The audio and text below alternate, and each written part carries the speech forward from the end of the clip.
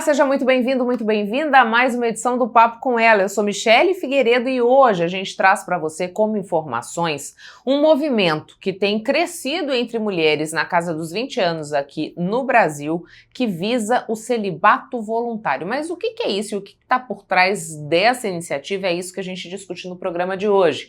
A gente também fala sobre a importância da participação dos movimentos sociais na luta pelo combate à violência contra as mulheres, aproveitando o Agosto Lilás. Você também confere na edição de hoje uma reportagem sobre o programa Se Menina, que trabalha com adolescentes e crianças em vulnerabilidade social aqui em Cuiabá, e um livro que retrata a trajetória de mulheres que conquistaram êxito nas carreiras profissionais. Prepara o teu café e vem comigo que o papo tá cheio de novidade. O Papo com Ela hoje começa o projeto Amor Sem Medo.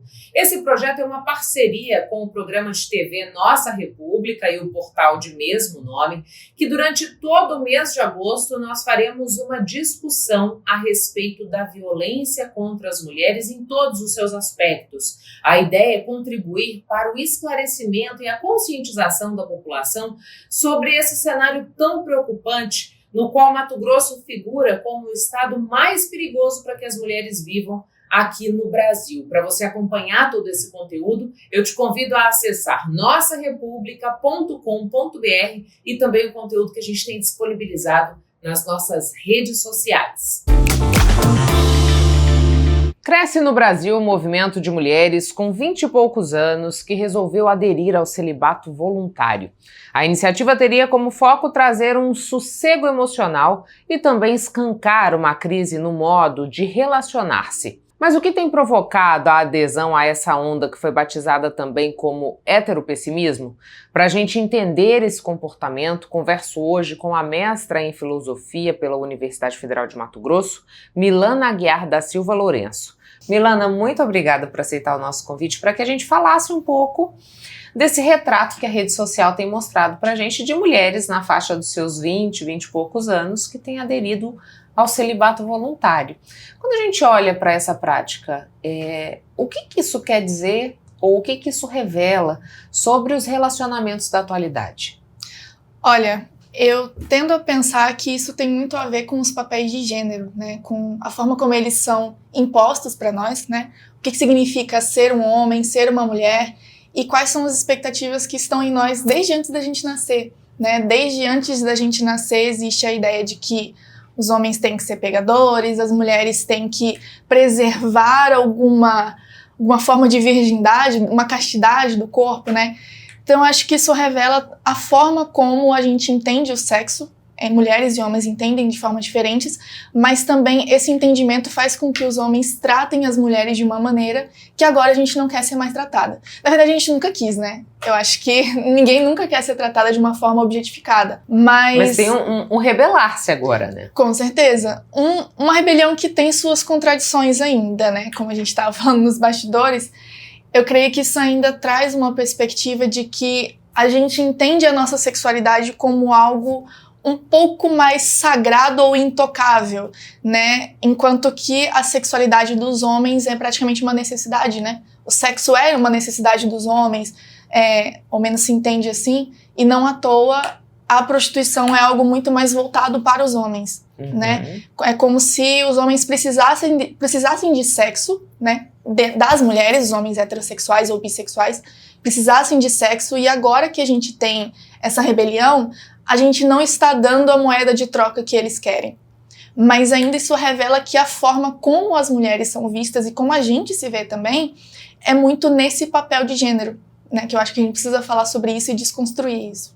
Nessa perspectiva de papel de gênero, Milana, a gente tem que trazer algumas coisas para se pensar, né? Nós estamos em Mato Grosso, por exemplo, um estado que lidera em índices de feminicídio, de violência contra as mulheres. Esse movimento de celibato, ele também reflete essa violência, esses dados que mostram que pelo menos 30% de mulheres que foram ouvidas numa pesquisa feita pelo Senado relatam ter sofrido algum episódio de violência, seja física, sexual, psicológica, dentro dos seus relacionamentos? Com certeza, né? Agora, pelo menos uma parte de nós tem a opção de não se relacionar com homens, né? Que é uma opção muito importante, né? Que ainda que a gente tenha essa opção, ela é difícil de se concretizar porque a gente sofre muita pressão social, né? Mas com certeza expressa esses dados porque nenhuma mulher quer sofrer violência, né? E se entre ficar sem sexo e sofrer violência, eu com certeza prefiro ficar sem sexo, né? Eu com certeza prefiro ficar sem me relacionar afetivamente, né? Mas ainda assim, parece ser o caso que algumas mulheres não têm, na verdade muitas mulheres não têm essa opção e sofrer violência por parte de um homem parece ser a opção que elas têm do que não sobreviver, né? Então, em muitos estados ou em muitos lugares do nosso próprio município, nas regiões periféricas, é casar com um homem ou não sobreviver, não conseguir trabalho, né? Porque você tem uma criança para cuidar muitas vezes. Então, para você sair de casa, conseguir um trabalho é muito mais difícil do que para um homem. Ou isso acontece com a gente quando saímos de casa, de fingir que a gente está falando com o namorado no telefone, ou estar com um amigo e fingir que ele é o seu namorado para evitar o assédio de outros homens. Então a gente também ainda vê a companhia masculina, por mais que ela seja violenta, como algo que nos traz uma segurança contra outros homens, né? Então eu imagino que não só uma segurança com outros homens, mas uma segurança financeira para as mulheres que não têm uma possibilidade de trabalhar. Então eu penso que, ainda que isso revele esses dados, isso é uma opção para uma parte muito pequena de nós ainda, que consegue evitar essa violência mesmo com muita pressão social, né? Quem de nós pode trabalhar consegue evitar ter que se casar com um homem para sobreviver, né? E ter que se relacionar com um homem para ter algum tipo de segurança. Então, essa é uma perspectiva que quando eu comecei a pensar um pouco sobre isso, essa me parece uma perspectiva um pouco mais saudável de se pensar, né? Uhum. A gente está falando de um movimento que tem tomado corpo no Brasil, mas ele já acontece fora do país. Por exemplo, o celibato voluntário, ele teve bastante engajamento também na Coreia do Sul, né? E ao passo que a gente vê esses movimentos crescendo, não só no nosso país, mas em outros, chegam dados que mostram também que nós nunca tivemos tantos jovens conservadores do sexo masculino, em comparação com homens mais velhos, do que a gente está tendo agora. Isso também tem relação, Milana? Olha, a questão de esse movimento estar localizado em outros países também, como a Coreia do Sul, mostra que o patriarcado não é um fenômeno exclusivamente brasileiro, né? Na verdade, está longe de ser isso e também não é um fenômeno exclusivamente ocidental, me parece. Ainda que a gente possa pensar também em como que a colonização ocidental impôs isso a outras localidades que tinham outras formas de se pensar em papéis de gênero, né? Mas sobre a questão de jovens conservadores, eu penso que há um fenômeno de ação e reação aqui, né? É óbvio que agora que a gente está pensando em uma libertação sexual das mulheres, né, que é um ponto central para esse movimento, a parcela da população que estava vivenciando os privilégios, vamos dizer assim, né, dos papéis de gênero que a gente tem, não quer perder isso, né? Então, dá pra gente comparar isso com todo e qualquer movimento reacionário que existe, como, por exemplo, movimentos completamente racistas, nazistas, que estão, de novo, crescendo, né? Inclusive aqui no Brasil, justamente porque, e não tô culpabilizando os movimentos sociais, mas a libertação de um grupo pressupõe a perda de privilégios do grupo que estava dominando antes, né? Então, é evidente que esse movimento tende a crescer, né? E a gente precisa falar sobre isso para tentar evitar isso. Até numa tentativa de abafa dessa expansão que se tem, né? Exatamente. E me diz uma coisa, existe até um termo que está sendo utilizado para falar do celibato voluntário, que seria o heteropessimismo. A gente já vai nessa busca quando vai numa certeza de que a coisa não vai dar certo. E aí a gente comentava sobre as repercussões que isso tem tido nas redes sociais, né? Que as mulheres falam assim, não se trata de um heteropessimismo, a gente está falando só da realidade. Eu vi esse comentário e eu achei muito engraçado, porque de fato, a realidade é essa e a gente tem que lidar da forma como ela é, né? A gente tem que tentar achar meio de sobreviver nessa realidade. Então, eu acho que essa questão de ser um heterorrealismo, né, como a gente estava discutindo, é muito próximo do que a gente chama de como a gente vê os homens como estupradores em potencial, né? Que é um termo muito pesado e algumas pessoas não gostam de usar, mas que significa basicamente que é uma questão estatística, né? Estatisticamente, os homens são violentos com as mulheres, né? A maioria das nossas mortes, da violência sexual, psicológica contra nós vem de outros homens. Isso não significa dizer que não existem homens bons, não existem homens com quem a gente não queira se relacionar, ou que não existem homens que não são estupradores. Mas não está escrito na testa de ninguém, né? Então, eu acho que essa posição celibatária voluntária das mulheres vem muito de entender que em algum momento, possivelmente, elas vão se decepcionar com os homens ou elas vão sofrer alguma violência e elas não querem isso, né? Então é uma posição de tentar ficar em segurança, tentar evitar um mal maior. É claro que ali elas vão deixar de conhecer caras legais, que é possível conhecer, né? Todo extremo vai te podar de alguma coisa. Com certeza. Mas eu vejo como uma posição de tentativa de se proteger, né? De falar assim, eu não quero correr esse risco. Ao mesmo tempo que reflete a forma como as mulheres lidam com a própria sexualidade. A gente não vê o sexo como uma necessidade, como os homens veem, né? E a gente entende que por eles verem isso, a gente não dar isso pra eles é um protesto, né? Então, enfim. E talvez provoque algum tipo de reflexão, já que existem várias frentes que tentam discutir a questão da violência, dos relacionamentos tóxicos, da morte de mulheres que ainda não surtiram efeito? Olha, a questão de provocar uma reflexão provoca, né, de formas diferentes, mas com os homens especificamente eu não sei, assim, porque é difícil a gente pensar do modo como eles pensam, a gente não vive o papel de gênero masculino, a gente vive a nossa perspectiva sobre esse papel de gênero, né, e o que a gente presencia é um movimento reacionário, é um movimento de disputa, é um movimento de dizer que não, as mulheres não têm que ter liberdade sexual, que o nosso corpo pertence aos homens, né, de várias formas possíveis, não só para o sexo, mas para a reprodução, para o trabalho do cuidado. Então, o que a gente vê é esse crescimento, ao mesmo tempo também que tem alguns homens que estão se colocando em reflexão, estão se analisando, né, mas esse é um movimento difícil de se fazer. Ninguém quer perder os próprios privilégios e ninguém quer se desvincular das opiniões que já têm consolidadas, né, vamos dizer assim. É difícil trazer para um outro lado essa questão.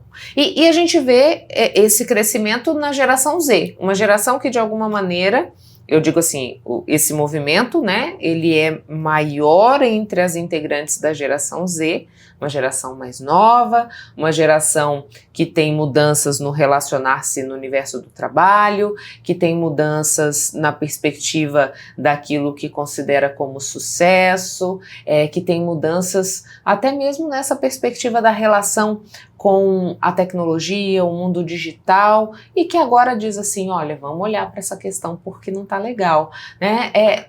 Qual é o tipo de expectativa que se nutre quando se vê uma geração se voltar para olhar para situações como essa, Milana?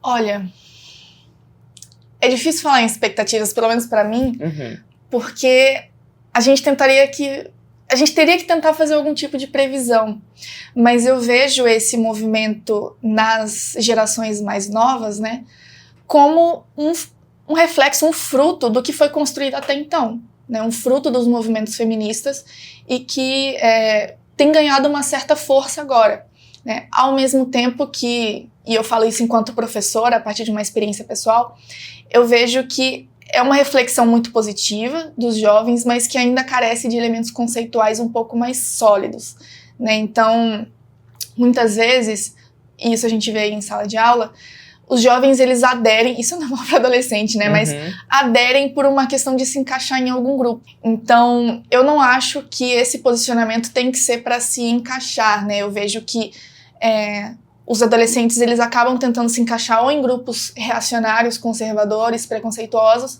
né? ou nesses grupos que tendem a ter uma perspectiva progressista, mas que ainda é irrefletida, vamos dizer assim, né? Carece de um aprofundamento. Então, com certeza é fruto do que a gente teve até então. Eu penso que pode ser que evolua para um sentido muito mais interessante, mas ao mesmo tempo a gente precisa pensar isso em uma perspectiva educacional, né? Então, para onde esse rumo vai se não tiver um embasamento teórico? Eu não estou dizendo que quem não estuda não pode pensar sobre isso, não é esse o caso, mas que eu não sei se levaria para um lugar saudável se a gente não tiver um aprofundamento, entende? Talvez levaria para uma radicalização, para uma extremidade que a gente não quer na sociedade, vamos dizer assim, né?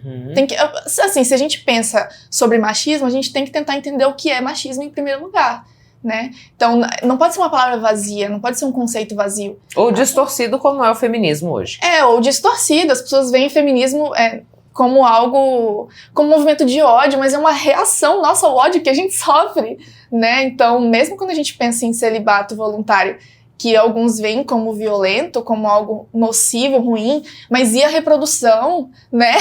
Como se nós fôssemos só isso. Mas isso é a nossa reação, é o jeito que a gente achou para reagir, né? Então, se a gente tá percebendo que isso é a moeda de troca, então ok, vamos fazer. Mas a gente precisa pensar no porquê que isso é moeda de troca também, né? Milana, nessa perspectiva a gente tem visto também dados que mostram um esvaziamento dos aplicativos de relacionamento. Aplicativos como o Tinder, né, nessa coisa de que as pessoas, elas realmente estão cansadas da forma como os relacionamentos têm acontecido. Existe um caminho de volta para algo que seja mais saudável? E aí você considera, partindo dessa questão que você disse agora, né, que tudo exige da gente um aprofundamento nas discussões, entender o que está acontecendo de fato e não só ir com a manada. Nessa perspectiva, pensando também que nós temos uma sociedade que está cada vez mais conectada, que tem cada vez mais informação, mas parece que está cada vez mais perdida, existe um caminho para a gente encontrar um equilíbrio, assim? Você enxerga em todo esse caldo que está se apresentando uma perspectiva de melhora? Pergunta difícil. Mas eu não veria como um caminho de volta para algo mais saudável por algumas razões. A primeira delas é porque eu acho que não era saudável. Ou então, não tínhamos um ponto saudável. A gente precisa buscar esse ponto. A segunda é porque mesmo que existisse antes, a gente nunca volta a ser o que era exatamente da forma como foi. É sempre a partir da perspectiva que a gente tem agora, né? Um movimento pra frente, mas não no sentido de pra frente de melhora, mas pra frente no sentido que carrega essa bagagem anterior. Então a gente carrega essa história, a gente não tem como voltar. Se fosse saudável antes e a gente quisesse voltar, a gente teria que voltar no tempo e esquecer de tudo que a gente passou. Teria que ser tipo isso, né? Mas eu acho que a melhora, ela passa necessariamente por a gente questionar essas bases estruturais, né? Então a gente precisa questionar o capitalismo, a gente precisa questionar a divisão sexual do trabalho, né? De colocar a mulher ali no papel do cuidado ou no trabalho sexual, né? A gente precisa questionar o patriarcado que divide as mulheres e promove o ódio aos nossos corpos, promove o ódio à forma como nós somos, ou promove uma forma de ser que é nociva para nós, né? Uma forma de ser mulher que é nociva. Então, a gente precisa também questionar o racismo estrutural que existe na nossa sociedade, que faz com que as mulheres negras estejam relegadas à periferia por conta da forma como foi a colonização aqui, da escravidão, e mesmo a abolição da escravidão no Brasil não proporcionou formas das pessoas que tinham sido escravizadas de saírem dessa condição, né, de ascenderem na vida. Então, todos esses pontos, a homofobia também, todos esses pontos a gente precisa questionar, né? Pra gente falar em relações mais igualitárias entre homens e mulheres, não parte só de falar de patriarcado, né? Por mais que eu falei aqui que é uma questão de papel de gênero que a gente precisa discutir, mas ainda é entrelaçada e dependente também de todos esses outros pontos, né? Então, para dar um exemplo, para a gente pensar no capitalismo, a gente precisa pensar na divisão social do trabalho, né? Em como que existe essa divisão de classes entre trabalhadores e burgueses, né? Que alguém detém os meios de produção, e quem detém esses meios de produção são, em sua maioria, homens. Homens brancos, né? Não são mulheres, não são pessoas negras, não são pessoas homossexuais em geral, né? São pessoas que estão no poder há muito tempo, né? E enquanto eles controlam esses meios de produção, eles vão controlar também quais são os papéis que cada pessoa deve seguir, que cada grupo social deve seguir. Então nós estamos condicionados a esse sistema que tem múltiplos fatores. Eu acho que para pensar em uma perspectiva de melhora, a gente precisa fazer a discussão de cada um desses pontos e relacionar todos eles, né? Que é um trabalho acadêmico, mas é um trabalho que precisa estar nos movimentos sociais e precisa se expandir para as escolas também. Era isso que eu ia lhe perguntar, o papel da educação nesse processo, né? Porque, assim, todas as vezes que a gente conversa com as mais variadas personalidades para falar sobre problemas que passam pelo uso excessivo de telas, que passam pela violência contra a mulher, que passam pelo racismo, que passam pela LGBTfobia, todo mundo diz, não existe outro caminho que não seja a educação.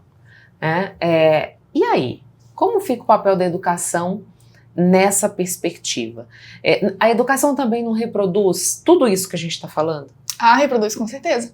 Sendo professora mulher, assim, em sala de aula é complicado lidar com meninos em geral. Não são todos, mas em geral é um pouquinho complicado porque eles reproduzem isso também, né? Então, é uma relação que ainda permanecem muitas violências nessa relação. Mas educação eu penso aqui também num sentido extraescolar. Então, não basta só a gente falar com os adolescentes, com as crianças, a gente precisa também engajar isso nos movimentos sociais, né? Engajar isso dentro das nossas disputas políticas. Então, eu vejo a educação como algo essencial, mas uma educação que não abrange só a escola. Abrange a conversa que a gente está tendo também, por exemplo, né? Então, educação no sentido de trazer reflexões, né, sobre esses assuntos. Talvez a gente pense em uma melhora. Talvez. Só talvez, né? Porque eu não sei, os movimentos reacionários têm crescido tanto que fica um pouco difícil ter esperança, mas enfim. Eu queria fechar a nossa conversa com esse questionamento, porque assim, a gente tá vendo o celibato voluntário crescer e a reação a isso é os grupos conservadores dizerem assim, isso é assim que tem que ser, porque quanto mais a mulher se preserva, mais valor ela tem. A gente está vendo um resgate daquele movimento Bela Recatada e do Lar que aconteceu há não muito tempo, né? Ou há um pouquinho de tempo, cerca de uns 10 anos a gente viu isso rolar. E aí, isso é uma forma de neutralizar o protesto? Esses movimentos reacionários, eles tendem a ter mais força porque eles são o status quo. Né? Eles são a situação, a oposição somos nós que estamos tentando lutar contra isso. E a oposição, ela precisa ganhar força no senso comum. Então, ao mesmo tempo, eu também não... eu tento não ser esperançosa, apesar de que já não tenho esperança porque as coisas estão difíceis, mas eu tento não ser esperançosa porque eu acho que o movimento da história, ele não é linear, assim, né? E não necessariamente o que a gente está pensando pode ser o melhor. Né? Eu acho que essa é a perspectiva que a gente tem, a gente sempre pode estar errado, né? Mas eu acho que esses movimentos reacionários e conservadores, eles não só neutralizam, mas eles impedem o avanço aqui, né? No sentido de que, por a gente ser oposição, a gente tem que ter muito mais força, a gente tem que fazer muito mais, a gente tem que fazer dobrado. O que eles fazem aqui, a gente tem que fazer dobrado, triplicado, né? Então, é difícil a gente considerar uma perspectiva aqui. Milana, muito obrigada pelas informações aqui no Papo. Muito, eu que agradeço pelo convite. Obrigada. Agosto é marcado pela cor lilás, que representa o combate à violência contra as mulheres. Mato Grosso lidera índices de feminicídios e agressões. Diante deste cenário, os movimentos sociais integram a luta por respeito. É para falar dessa organização que recebo aqui no Papo com ela a vice-presidente do Sintep Mato Grosso e integrante do movimento Mulheres, Maria Selma Oliveira.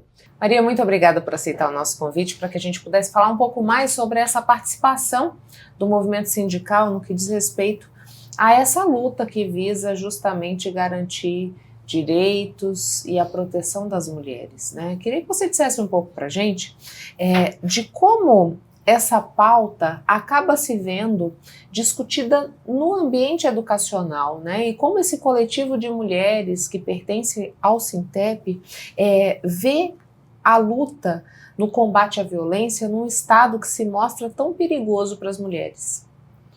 Então, primeiro eu quero agradecer pela oportunidade, né, da gente estar falando sobre um tema que é caro para todas nós, né, porque quando você, como você mesma diz, quando a gente está em um estado que você vê os índices de violência de janeiro a junho, já são mais de 30 mulheres assassinadas, né, por feminicídio no estado de Mato Grosso.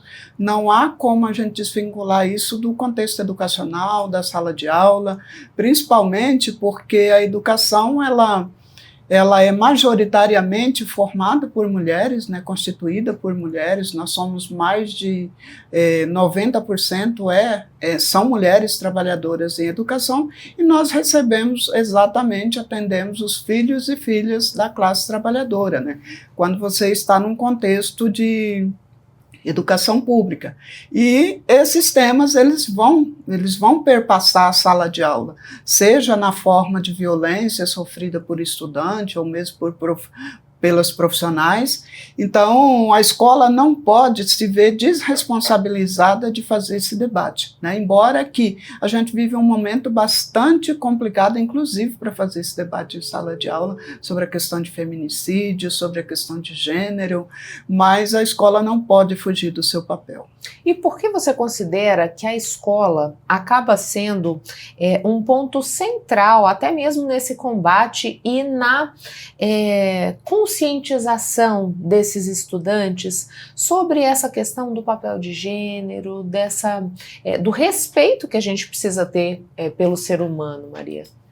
Porque a escola, ela é a representação micro da sociedade, né? É ali que você encontra os estudantes, as diferentes identidades se encontram ali, muitas vezes num contexto de conflito também, né? Então não há como os conflitos acontecer. Você vê mulheres sendo assassinadas, você vê a violência doméstica e não parar para refletir, né? Não chamar a reflexão dos estudantes, porque são esses estudantes que vão desenvolver essa consciência de que isso é uma violência, de que nós precisamos evoluir, de que nós precisamos ressignificar os papéis e demonstrar para eles que homens e mulheres podem ser diferentes na sua constituição física, mas ambos têm direito, né? São pessoas de direito e que todas merecem respeito, e que a gente precisa primar por uma sociedade que respeite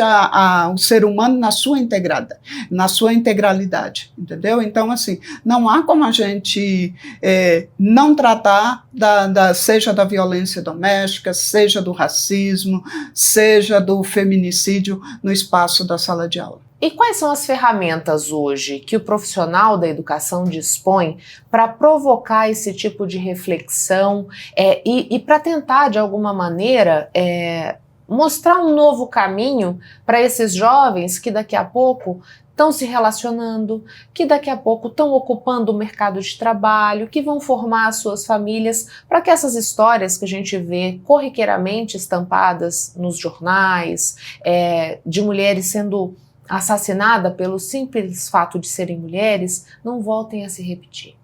Então, é exatamente a formação, né?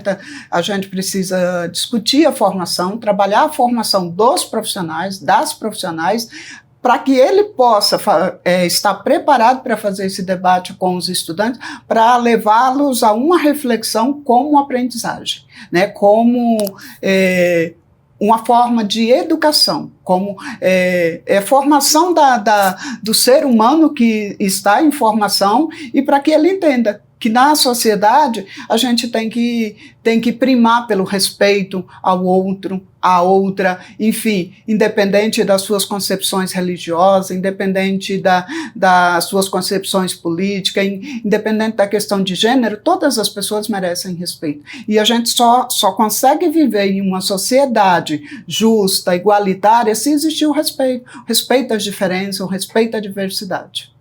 Maria, você disse pra gente que a escola, ela é uma micro-representação da sociedade. Então, imagino que esses episódios de violência doméstica, de violência contra a mulher, ele traga um reflexo para dentro da sala de aula, porque esses estudantes muitas vezes podem ter uma mãe, uma tia, alguém que se viu envolvida numa situação de violência. De que forma esses casos refletem dentro da escola, né? Por exemplo, o comportamento desses jovens que se veem envolvidos em episódios de violência doméstica, como que ele fica dentro da escola? Isso reflete no processo de aprendizagem? Isso reflete na forma como ele se relaciona com os colegas e até mesmo com os professores? Sim, com certeza. Essa sua pergunta ela é muito oportuna. Por quê? Porque a questão é evidente que essas questões de uma criança que vem de um processo de violência, ou que sofreu, ou que viu alguém de sua família, a mãe, por exemplo, sofrer algum tipo de violência, não há como essa criança não levar isso para o espaço da escola, esse adolescente não levar isso para o espaço da escola. Então ela vai se manifestar de diversas formas, entendeu? Ela pode se manifestar em forma de agressão, de rebeldia, né? Ela pode também fazer com que esse aluno se feche, né? E aí ele não se sociabiliza com os demais da sala. Isso vai ter uma implicação direta no processo de ensino-aprendizagem. Por isso que no Sintep a gente faz o debate de que educação é muito mais do que provas, educação é muito mais do que índices. Você precisa olhar o contexto social que afeta esse jovem, esse adolescente, essa criança. O que ele está trazendo de fora para dentro da escola? Qual é o atendimento que a escola vai dar? Quais são as condições que a escola tem para refletir, para acolher, para dar o acolhimento para essa criança? Né? Não é simplesmente você olhar eles como números, como índices e dizer, não, os índices estão ótimos. Mas será que está de verdade? Será que está de verdade? Porque quem vive no contexto da escola diz que não está. Porque os problemas, eles são complexos. Existe uma complexidade. Então, o debate sobre essas questões, elas são muito importantes para fazer com que a gente reflita o modelo de sociedade que nós estamos vivendo. E será que esse modelo de sociedade, quando você vê um alto índice de feminicídio ou de violência doméstica, será que é esse o modelo de sociedade que a gente quer? Né, com um alto nível de violência, que não vai se resolver simplesmente pela questão policial. É lógico que a questão da segurança pública ela é importante para o cuidado da sociedade, mas a gente parte que do princípio de que a escola precisa acolher, de que a escola tem que ser empatia, de que a escola vai muito mais além de regras, simplesmente sim, senhor, não, senhor. Certo? Então a gente precisa lidar com essa diversidade dentro do espaço da escola e ter pessoas preparadas para poder atender esse estudante, ter tempo de olhar para esse estudante e perguntar, meu filho, o que está acontecendo com você? Você quer falar? Porque quando você abre para os estudantes falarem, você vai ouvir muita coisa assim que você fala, meu Deus, o que eu vou fazer? Como eu posso ajudar? Né? E eu acho que isso é importante para a gente refletir, e a violência contra a mulher, o feminicídio, a violência também, ela é consequência também desse modelo de sociedade que não olha para o outro, que não escuta, que não tem empatia, né? Que acha que as pessoas são máquinas, né? Mas a gente está vendo aí os números, está vendo as pessoas com sofrimento, com depressão, com as inúmeras fobias, né? Isso se agravou principalmente no contexto pós-pandemia, né? Que mexeu muito com o psicológico das pessoas, e isso chama hoje a escola para reflexão. Chama a Secretaria de Estado de Educação para refletir também quais são as suas propostas, quais são os seus projetos para a educação, porque nós estamos falando de formação dos cidadãos e cidadãs do Estado de Mato Grosso. Maria, quando você fala para a gente, quando você abre o espaço, o estudante ele vai te trazer essa demanda e a escola, esse ambiente, ele precisa estar preparado para lidar com isso. Existe um trabalho integrado, por exemplo, com a assistência social, ou existe hoje a presença de profissionais de psicologia dentro das escolas que podem ajudar a lidar com essa situação? Olha, tem os encaminhamentos que são feitos para aquelas situações que, vamos dizer, são mais graves. teve a equipe psicossocial que foi encaminhada pela SEDUC no ano de 2023, 2024, esse ano eu não sei exatamente como está, né? Mas, assim, não são todas as escolas que têm essas equipes, ou que têm esse acolhimento, mas tem os casos mais graves são encaminhados para o CRAS, são encaminhados para as entidades que são parceiras também da educação. Mas, assim, a demanda é muito grande, né? A demanda é muito grande, porque chega na escola uma diversidade de pessoas, de crianças, de adolescentes que estão em processo de formação e que precisa desse acolhimento. Quando a senhora diz para a gente que o resultado do que a gente vivencia se dá por uma sociedade que não tem a capacidade da empatia, da escuta, de entender o outro, por que a senhora considera que Mato Grosso se vê num cenário tão violento? Porque, assim, as pessoas dizem, só aumentar a penalidade para quem comete feminicídio não está resolvendo. Isso. Né? Nós temos uma população, proporcionalmente, que é menor do que outros estados do país que não têm os mesmos índices que a gente tem. Então, qual que é o ingrediente que Mato Grosso conserva que ainda faz com que o nosso estado seja o que mais mata mulheres e o que mais comete violência contra essas mulheres?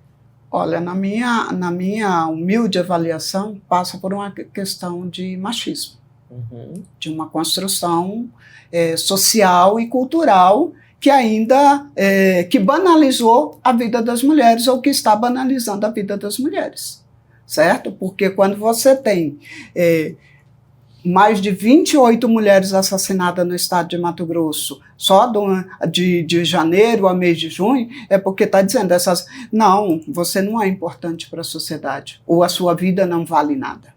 Na minha avaliação é isso. E passa por essa coisa de tratar a mulher como objeto, como um ser insignificante. Porque, do contrário, se algo é importante para você, ou se uma pessoa é importante para você, você não vai praticar violência contra ela, você não vai matá-la, né? Então, quando a gente vive esse cenário, eu acredito que passa por esse processo, primeiro de uma cultura de machismo que tá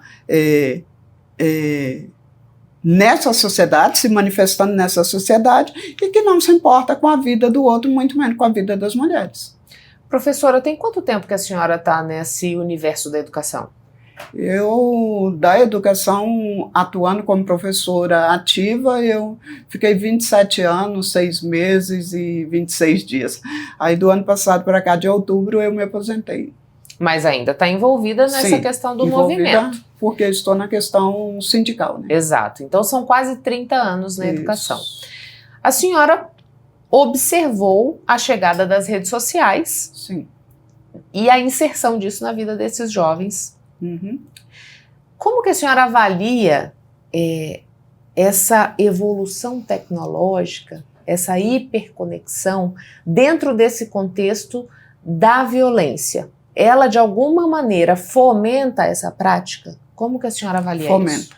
A gente... Porque se entre jovens e adolescentes eles são influenciados por outros, né, por outras pessoas, a internet, por meio das redes sociais, ela está se tornando, se a gente não regulamentar, ela está se tornando uma terra sem leis.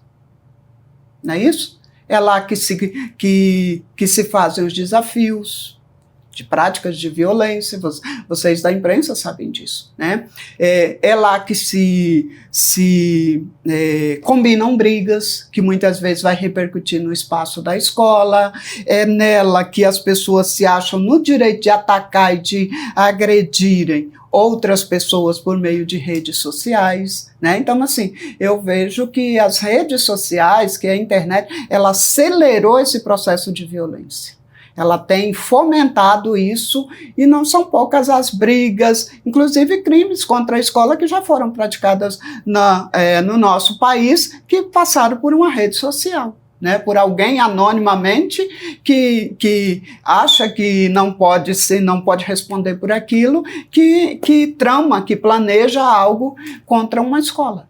né? Então, assim, eu acredito que as redes sociais, que a internet tem facilitado o processo de violência e que acaba repercutindo na escola, né? Seja contra a violência contra os próprios estudantes e contra professores também, por que não?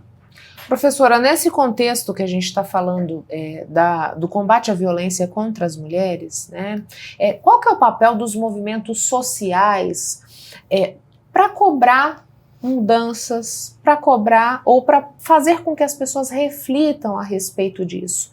Porque vocês que estão lá na escola, na ponta, vivenciam diariamente essa situação e o reflexo que ela causa, né? Então, eu queria que a senhora pudesse falar um pouco desse papel dos movimentos sociais nessa discussão.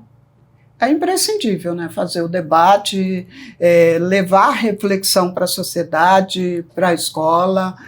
Não é um caminho fácil, não é um debate fácil, é complexo, mas seja um movimento sindical, seja um movimento de mulheres, seja um movimento negro, é fundamental levar essas pautas que a gente leva décadas debatendo, buscando estratégia, propondo, né, para que se tenha uma aprovação de uma lei, para que se tenha um projeto aprovado que venha atender essas políticas, mas a gente não pode desistir, entendeu? A gente não pode, aliás, a gente não tem o direito de desistir, a gente tem que estar ali fazendo o debate, por mais difícil que ele seja, por maiores dificuldades que a gente encontre no cenário político ou social, a gente precisa fazer esse debate, fazer essa reflexão, porque é através disso que a gente conquista leis, que a gente conquista política e que a gente também contribui para que a sociedade, em um determinado momento, as pessoas entendam que aquilo não é algo pessoal, mas que é algo que beneficia toda a sociedade, né? Às vezes as pessoas lá no seu bairro, lá na sua residência, com a demanda pela sobrevivência, ela não tem o tempo para se envolver nessas reflexões. Então, nós, como educadores, como pessoas que participam do movimento social, temos essa responsabilidade, esse compromisso de fazer o debate, de levar o debate para levar a reflexão para a sociedade. Professora, muito obrigada pelas informações. Obrigada a você, eu que agradeço pelo espaço. Espero que tenhamos boas reflexões, né, a partir da nossa conversa. Maravilha. Em Cuiabá, o programa Simenina promove a inclusão de crianças e adolescentes do sexo feminino de 6 a 14 anos em situação de vulnerabilidade econômica e social. E você conhece mais dessa iniciativa aqui no Papo do Bem. Promover o desenvolvimento da autoestima, o autocuidado, a prevenção de abusos, o empreendedorismo e o fortalecimento do núcleo familiar de meninas de 6 a 14 anos. Essa é a missão do programa Simenina, desenvolvido pela Prefeitura de Cuiabá sob responsabilidade da Secretaria de Assistência Social, Direitos Humanos e Inclusão. Hoje nós estamos em 16 unidades, atendendo 1.149 meninas, esse número atualizado.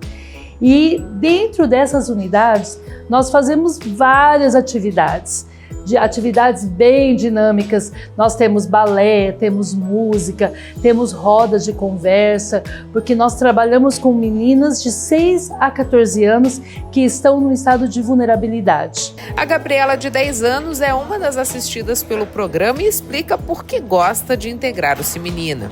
É bem legal, aqui a gente faz tarefas, também dança balé,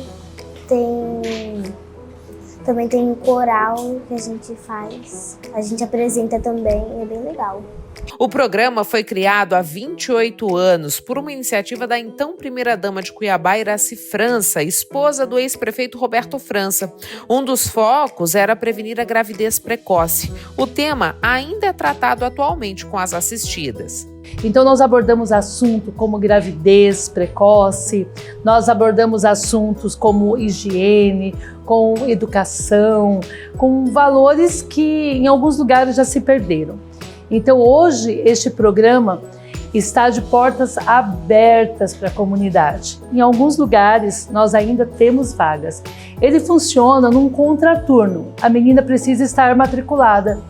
num turno e no outro turno ela vai estar conosco. Hoje, o programa Se Menina atende nos bairros Novo Paraíso 2, 3 Barras, CPA, 1º de Março, Tijucal, Chácara dos Pinheiros, Pascoal Ramos, Jardim Leblon, Jardim Renascer, Carumbé, Altos da Boa Vista, Santa Isabel, Distrito da Guia, Distrito do Sucuri, Capão do Gama e Novo Colorado.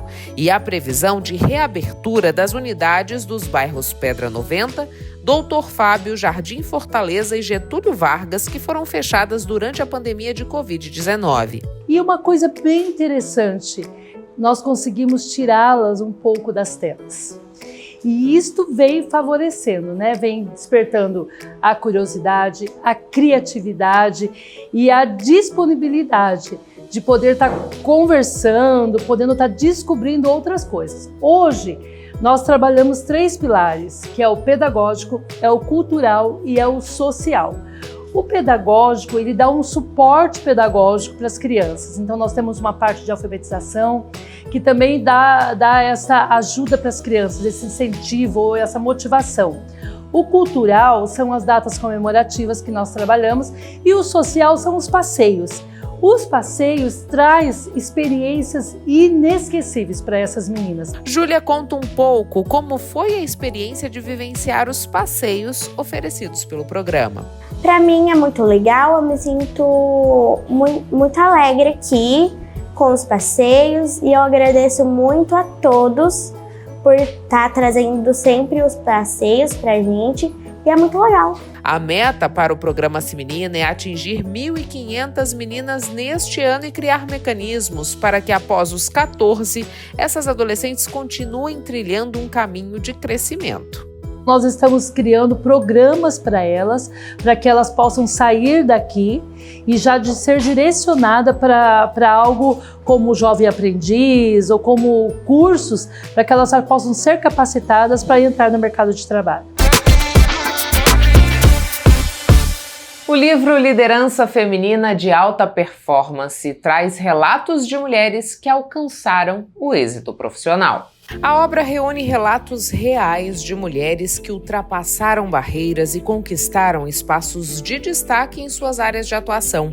Uma dessas mulheres é Josiane Campos. Ela é palestrante motivacional, mentora de carreira e especialista em comportamento humano, além de atuar como diretora do projeto Elas Empreendem e presidir voluntariamente a Arvende, Associação de Mulheres Empreendedoras de Mato Grosso. De 2015 até o 2024, eu trabalhei o desenvolvimento pessoal dessas mulheres, que elas eram mulheres de contexto de vulnerabilidade econômica e social. Trabalhei as habilidades dela, trabalhei o empoderamento profissional de todas essas mulheres e ali eu fui construindo essas habilidades de trabalho de multiplicadora. Então eu me tornei uma multiplicadora de formação de mulheres empreendedoras.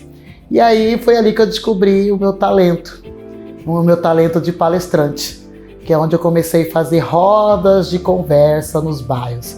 Foram 9 anos fazendo essas rodas de conversa. E ali eu comecei com 5, depois foi para 10, até que quando eu consegui fazer um movimento com 400 mulheres. E dentro desse contexto de grupo, de roda de conversa, muitas mulheres sofriam violências domésticas, relacionamento abusivo, eram mães solas. Muitas delas não tinham perspectiva de vida. Foi ali que eu comecei a trabalhar a liderança feminina, levando oportunidade de cursos, capacitação, oportunidade, geração de renda, buscando alguns parceiros, tanto empresarial como político. E graças a Deus, de 2015 até 2024, muitas mulheres abriram seu negócio próprio. O livro Liderança Feminina de Alta Performance está em sua 3ª edição e foi coordenado por Maria das Graças Pereira de Jesus. É considerado uma obra essencial para quem deseja se inspirar com histórias reais de garra, inteligência emocional e realizações. Josiane teve a sua história selecionada depois de uma viagem a Salvador. Foi quando eu narrei toda essa história de 20 anos, o que eu passei como mãe sola, viúva, também vim de uma realidade muito difícil, num contexto de vulnerabilidade, e a transformação que eu fiz na minha vida, na minha carreira, e ainda transformando a vida de muitas mulheres há 20 anos atrás sem ter a experiência que eu tenho hoje. Hoje eu sou formada em gestão em RH, hoje eu sou mentora de carreira, sou palestrante, sou assessora, sou instrutora de empreendedorismo e sou fundadora da Arvende, né? Associação de Mulheres Empreendedoras de Mato Grosso.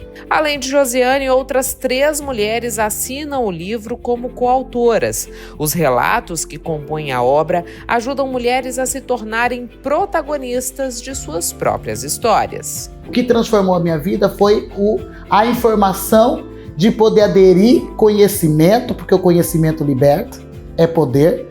E através aí dos direitos, eu pude aprender a me posicionar e lutar por aquilo que eu queria. Então hoje, o livro, não só o livro, mas toda a nossa trajetória que nós narramos nesse livro, ela vai ajudar a despertar a mentalidade dessas mulheres. Primeiro, você tem que buscar conhecimento. Segundo, você tem que estar ao lado de pessoas que vai agregar e te oferecer oportunidade. Terceiro, depois que você aderir todas essas informações e se conscientizar do quais são os seus direitos, você não aceita menos do que isso, não aceita qualquer coisa.